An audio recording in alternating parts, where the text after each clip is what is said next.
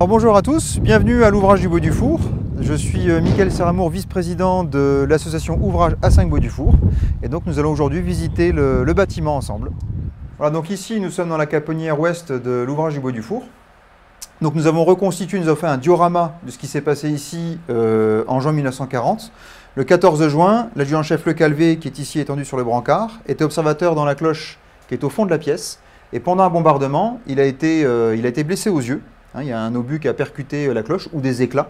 Donc il a été grièvement blessé aux yeux. Et du fait du choc et de la douleur, il a fait un pas de côté et il est tombé au pied du cuirassement. Donc fracture ouverte de la jambe. Les premiers soins ont été portés ici par le toubib de l'ouvrage. Donc nous avons reconstitué la scène ici. Et là, sur son lit, le soldat Carbonnier, Paul Carbonnier, donc, qui observe la scène. Et c'est lui en fait qui nous a raconté cet épisode, puisqu'il est revenu visiter l'ouvrage en pèlerinage en 1995. Donc ici, nous sommes dans le central radio, le central TSF. Alors, à savoir que quasiment tous les centraux radio sur la ligne Maginot ont été fériés sous l'occupation. Bon, il faut savoir qu'en 1940, la TSF n'était pas le fort de l'armée française. Donc, c'est déjà des équipements qui commençaient un petit peu à être obsolètes, bien qu'adaptés pour la forteresse, puisque la TSF, c'est un outil de transmission qui est secondaire. La priorité dans la ligne Maginot, c'est le téléphone. Mais on a quand même la radio pour communiquer avec l'aviation d'observation ou éventuellement avec les autres ouvrages si jamais les lignes téléphoniques étaient coupées. Alors à savoir qu'ici, vous avez quelques éléments vraiment d'origine. Et comme plus rien n'existe, c'est de la reconstitution. Il y a à peu près 200 heures de travail pour reconstituer tous les éléments. Donc le meuble d'alimentation qui est ici, qui alimente l'ensemble, l'émetteur, le meuble antenne, donc avec l'antenne en cuivre qui va aller vers l'extérieur de l'ouvrage, et puis le récepteur.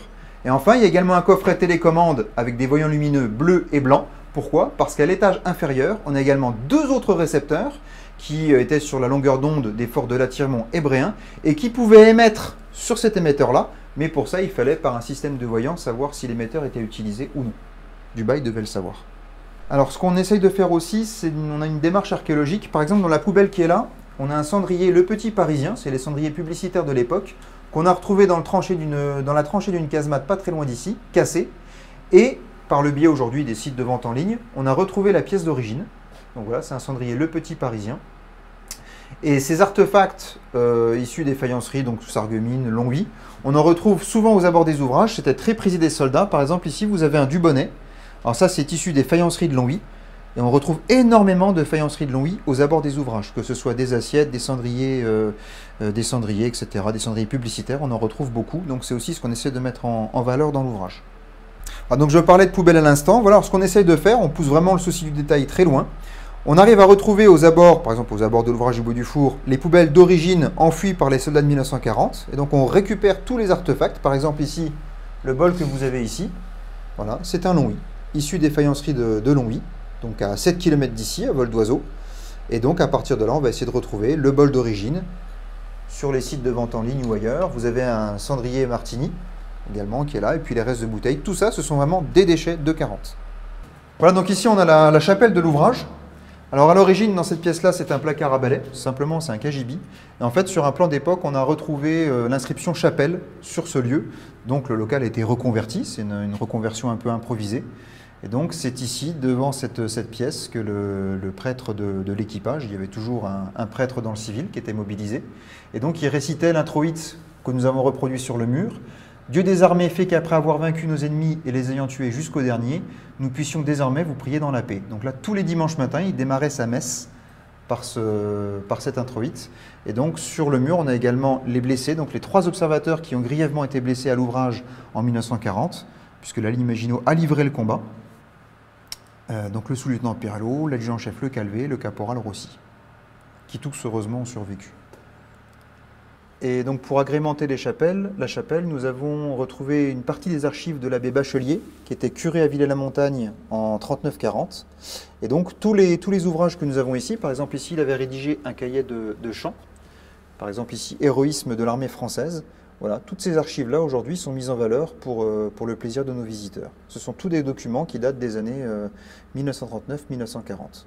Donc là, nous sommes dans la cloche vision directe et périscopique, la cloche VDP de l'ouvrage du Bois du Four. Donc c'est ici qu'était en poste le lieutenant Paul Labérène qui commandait l'observatoire de l'ouvrage, donc qui était rattaché au fort de l'Attiremont. Donc en fait, d'ici, on guide le tir des casemates, de la casemate 215 du bloc 5 de l'Attiremont. Et donc là, on a une pièce assez exceptionnelle. C'est un épidiascope. Donc ça permet l'observation directe à l'œil. Donc la forme d'observation se trouve ici et par un jet de miroir, le regard de l'observateur se déporte là. Donc ce qui fait qu'en cas de bombardement, les éclats n'arrivent pas directement dans la rétine de l'observateur. Et en cas de bombardement, on pouvait refermer le créneau.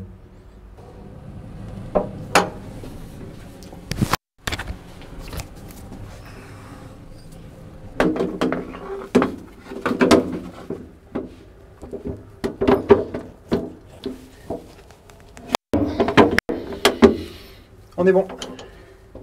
Alors autre chose qui est exceptionnelle à l'ouvrage du Bois du Four, c'est que nous sommes l'un des rares ouvrages à mettre en place les optiques dans les observatoires. Par exemple ici, vous avez un périscope modèle N, donc à 2 oculaires, pour le réglage par coups-fusant haut. Et donc l'optique est parfaitement fonctionnelle. Nous avons même réussi à restaurer la vision nocturne. Donc il y a une vision nocturne pour pouvoir observer notamment les lueurs de nuit. Et ça fonctionne parfaitement.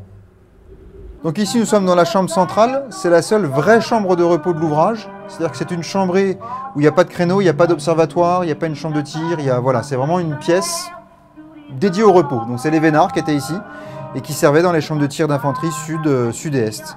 Donc là, qui joue aux cartes, nous avons un fantassin du 149e régiment d'infanterie de forteresse et à côté un observateur du 152e régiment d'artillerie de forteresse. Donc ils sont en train de taper le carton. On a un peu toute la presse de l'époque. Les cartes postales de régiments qu'on arrive également à retrouver sur Internet. Donc celle-ci du 149e, par exemple.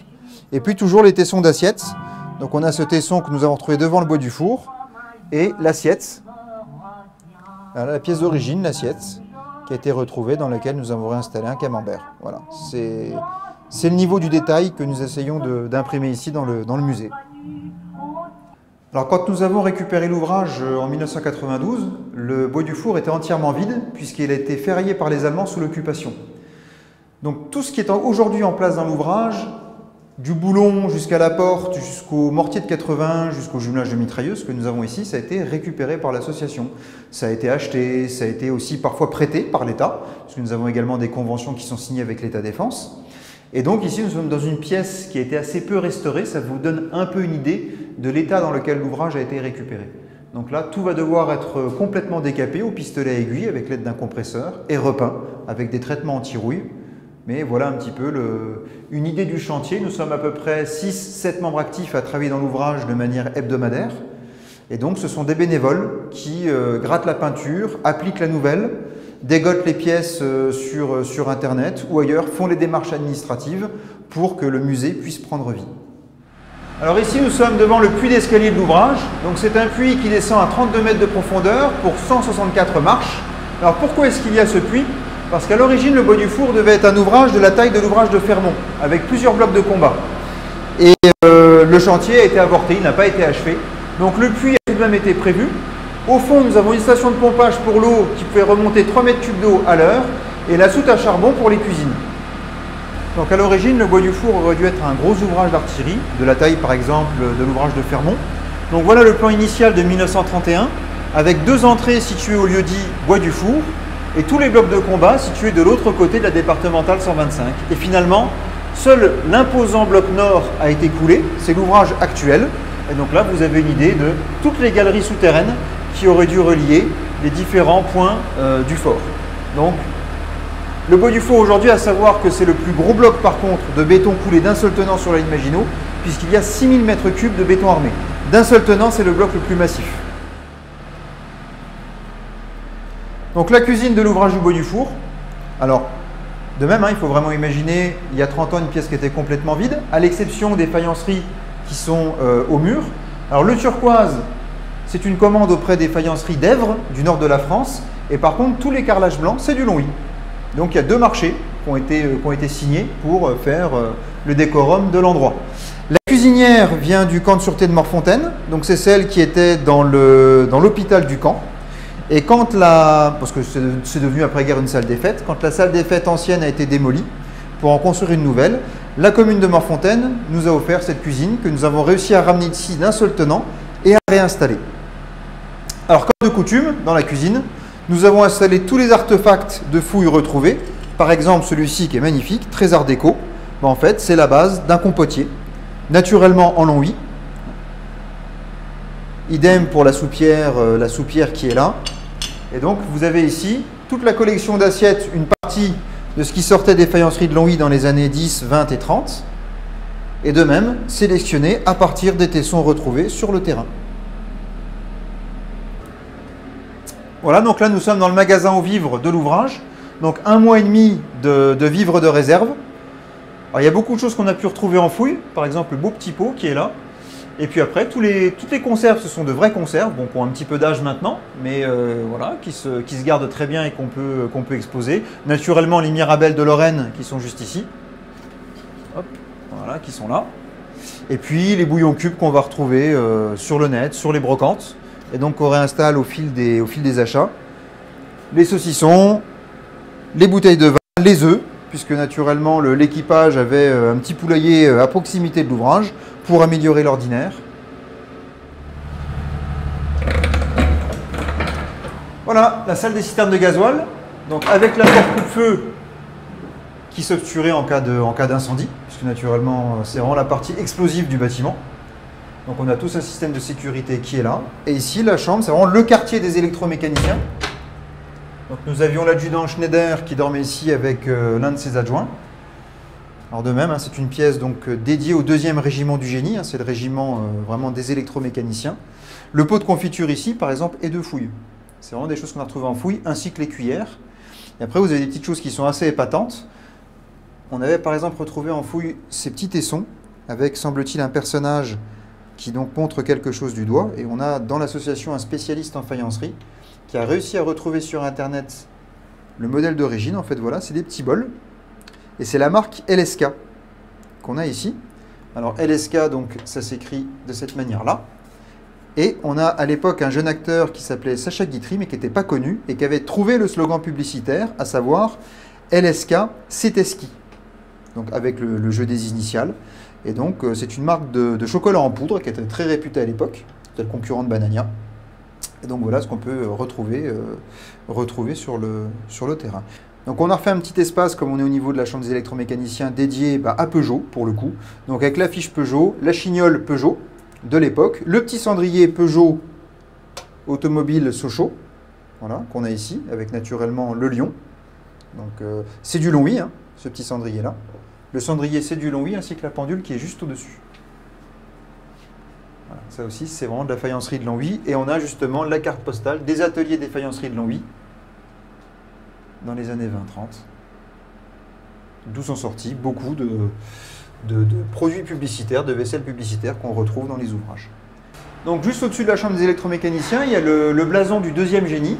Donc ça c'est un blason en tôle que nous avons retrouvé dans les ruines du casernement léger de l'ouvrage du Bois du Four. Voilà, ici nous sommes donc dans l'atelier menuiserie, cordonnerie de l'ouvrage. Donc on est à côté de la salle des citernes de gasoil. Donc on est sur du petit travail qui ne provoquait pas d'étincelles, donc pas de risque d'incendie. Donc la machine à coudre pour éventuellement rapiécer la capote ou l'uniforme des camarades ou du commandant de l'ouvrage. Et puis également différents outillages pour par exemple refaire la crosse d'un fusil, les râteliers en bois qui servaient également de support au fusil dans les chambrées, les plaques en bois eau non potable, tous les travaux de menuiserie qui pouvaient être faits pour les besoins de l'ouvrage. Et également les grosses scies que nous avons au mur là-haut. Pourquoi? Parce qu'à l'époque, c'est ce qu'on voit sur la photo qui est juste ici, les équipages de la ligne Maginot devaient également déboiser un petit peu les forêts. Il fallait couper les arbres qui gênaient les champs de tir. Donc les soldats étaient équipés de haches, de scies pour effectuer ces travaux. C'est eux-mêmes qui dégageaient les champs de tir de leur casemate pendant la drôle de guerre. Voilà donc le dispositif de fermeture de la porte coupe-feu. Donc voilà la salle des machines du Bois du Four il y a 3 ans, et à peu près telle qu'on l'a récupérée en 92, donc elle était complètement vide. Et donc voilà aujourd'hui, telle que nous l'avons restaurée, donc notamment avec 2 moteurs que nous avons pu récupérer dans les Alpes de Haute-Provence à 2500 mètres d'altitude, dans un ouvrage abandonné. Donc ce sont des moteurs CLM. Alors on a un LC4 pour 4 cylindres et un LC3. Et donc nous avons reconstitué absolument tout, c'est-à-dire le câblage qu'il pouvait y avoir sur les murs, que ce soit pour les lampes, que ce soit pour les prises de courant, les citernes de gasoil, donc les réservoirs journaliers. Ici sur le fond, c'est le réservoir d'eau de refroidissement pour les groupes électrogènes. À savoir que l'eau, une fois le moteur refroidi, qui sortait donc à 60-70 degrés, était réutilisée dans l'aérotherme qui est juste là, et c'était le chauffage central du bâtiment. Les ateliers d'électriciens, avec donc notamment les boîtes à fusibles, etc., pour les coffrets que nous avons ici, avec les voltmètres, les ampèremètres. Au plafond, le monorail pour soulever les pièces importantes, hein, puisqu'à savoir que chaque moteur pèse environ 2 tonnes. Et tout au fond, sur la crédence, il y a des outils. Ce sont les outils d'origine des électromécaniciens de l'ouvrage. Quand les soldats français ont été contraints de remettre l'ouvrage aux Allemands, puisque bon, fin juin 40, les Allemands sont quasiment sur la Loire, mais ici les soldats français se battent toujours, les électromécaniciens étaient tellement écœurés de devoir remettre les installations intactes qu'ils ont jeté leur caisse à outils dans un trou d'obus devant l'ouvrage. Et nous avons trouvé les outils intacts, qui donc ont été réinstallés à leur emplacement d'origine. Donc l'infirmerie de l'ouvrage, où ont été soignés les 3 blessés graves dans les observatoires. Voilà. Donc le sous-lieutenant Pierlot, l'adjudant-chef Le Calvé et le caporal Rossi. Donc la table d'examen, le bureau du Toubib, la pharmacie, voilà, qu'on a ici. Alors la pharmacie, à savoir que quasiment tout ce qui est en vert, c'est de la récupération de terrain. Et après, on a des pièces assez exceptionnelles, par exemple là, pharmacie première classe Beckrich Ton-Iba. Donc là, c'est de l'eau de Seltz. C'est une bouteille qu'on a rentrée tout récemment. Une fois encore, c'est du Longwy. L'appareil de radiologie, qui est là.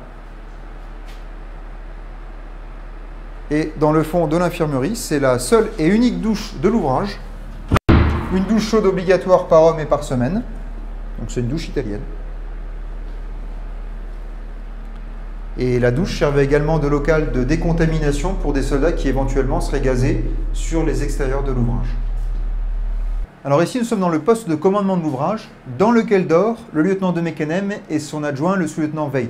Alors de Meckenem, nous l'avons installé ici, donc dans l'uniforme, vraiment la grande tenue du 149e régiment d'infanterie de forteresse. Avec son sabre, il brise l'emblème nazi. Pièce exceptionnelle retrouvée il y a maintenant quelques années. Ce sont des documents que chaque ouvrage a brûlé au moment de quitter les ouvrages. C'est toute la documentation propre aux ouvrages de la Maginot, notamment ici par exemple les plans des canons de 47. Donc pour que les Allemands n'en prennent pas possession, les documents étaient calcinés aux abords des casemates et donc nous avons pu récupérer miraculeusement ceci, avec notamment des restes de correspondance ou même des papiers issus des aciéries de Longwy. Alors il y a quelques mois, nous avons retrouvé des pièces de faïencerie. Voilà. On voit par exemple ici un visage. Alors c'est de la faïencerie japonaise que l'on appelle le Satsuma. Et donc on a réussi à retrouver la pièce d'origine sur internet. En fait c'était une bonbonnière ou sucrier. Nous avons pu retrouver. Donc vraiment comme quoi il y avait de la vaisselle assez exceptionnelle dans les ouvrages. Et puis ensuite on va retrouver du Longwy, par exemple cette belle tasse, voilà, issue des faïences de Longwy, ou le cendrier Saint-Raphaël qui est juste là. Et pour le reste, donc, on revient vraiment sur le militaire, les transmissions. Par exemple ici, un appareil de télégraphie militaire à connexion multiple. Donc là en fait, c'est un appareil qui permettait de communiquer via le téléphone avec les différentes chambres de tir de l'ouvrage simultanément, ou la tourelle de mitrailleuse par exemple. Et ici, sur cette photo, nous avons le lieutenant de Meckenem, donc lorsqu'il était à l'école de Saint-Cyr, et la tenue de Saint-Cyrien qui est juste à côté. Donc juste à côté du poste de commandement, nous avons le central téléphonique de l'ouvrage. Donc c'est par là que transitaient toutes les communications téléphoniques. Et au mur, une pièce exceptionnelle. C'est une peinture murale qui vient de l'ouvrage voisin de Bréhin, que nous avons pu sauver il y a quelques années, donc par récupération de la paroi. C'est un insigne des transmissions qui avait été peint par l'adjudant-chef Charles Tibias, originaire de Nancy. C'est pour ça que nous retrouvons la devise « Qui s'y frotte, s'y pique ». Et Charles Tibias, avant-guerre, a participé à l'installation téléphonique du Bois du Four.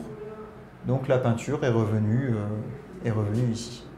Alors toujours sur le chapitre des faïenceries, voilà, nous avions retrouvé ce beau cendrier Beer avec une jeune femme blonde dessus, hein, qui était issu des faïenceries de Sarreguemines. Et nous avons retrouvé le cendrier d'origine, donc que nous avons réinstallé ici. Voilà, également issu de nos belles faïenceries lorraines. Donc ici nous sommes au niveau de la tourelle de mitrailleuse. Alors on est en train de la chouchouter pour l'ouverture de la saison. Donc c'est-à-dire remise en peinture quasiment intégrale, puisque c'est un chantier que nous avions fait il y a une quinzaine d'années. Et comme nous sommes dans la partie vraiment la plus humide de l'ouvrage, vraiment un nouveau traitement était nécessaire. Donc redépiquetage, convertisseur de rouille, application d'un anti-rouille, une primaire, et ensuite 2 couches de finition. Donc là, c'est ce qui est en train d'être fait actuellement. Et nous sommes également au niveau de l'éclairage en train de passer au LED. Donc ce qui va nous permettre également d'avoir une consommation électrique qui sera moindre. Voilà, donc ici nous sommes dans la chambre de tir des mortiers de 80. Alors à savoir, là encore, qu'en France, nous sommes les seuls à avoir restauré intégralement une chambre de tir de type B. Donc avec le magasin à munitions qui est de plein pied. Donc les 2 mortiers sont en place. Chaque mortier pèse 2 tonnes. Ils ont une portée de 3600 mètres. Et ils assuraient la défense jusqu'à l'ouvrage voisin de Bréhin, qui lui-même avait une tourelle également équipée de mortiers de 80 qui pouvait tirer dans notre direction. Voilà, donc ici nous sommes dans le poste de commandement des mortiers de 80. Donc c'est d'ici qu'arrivaient toutes les informations issues des observatoires. Et donc ensuite, on réalisait les derniers calculs, pression de l'air, vitesse du vent, etc., pour pouvoir réaliser le tir. À savoir qu'à l'époque, il ne se passait pas plus de 4 minutes entre le repérage d'un objectif sur carte par un observatoire et la neutralisation par l'artillerie d'ouvrage, en l'occurrence ici les mortiers de 80. Alors l'ouvrage du Bois du Four est ouvert toute l'année, sur demande pour les groupes, et à la saison touristique, donc on reprend au mois de juin et même au mois de mai cette année, puisque nous serons ouverts pour la nuit des musées, donc qui je crois est le 14 mai, donc sur réservation. Et à partir du mois de juin, nous sommes ouverts tous les dimanches jusque fin septembre, avec également 3 grosses ouvertures, donc la grande ouverture du premier week-end de juin, premier week-end d'août et les Journées du patrimoine, où nous sommes en tenue d'époque.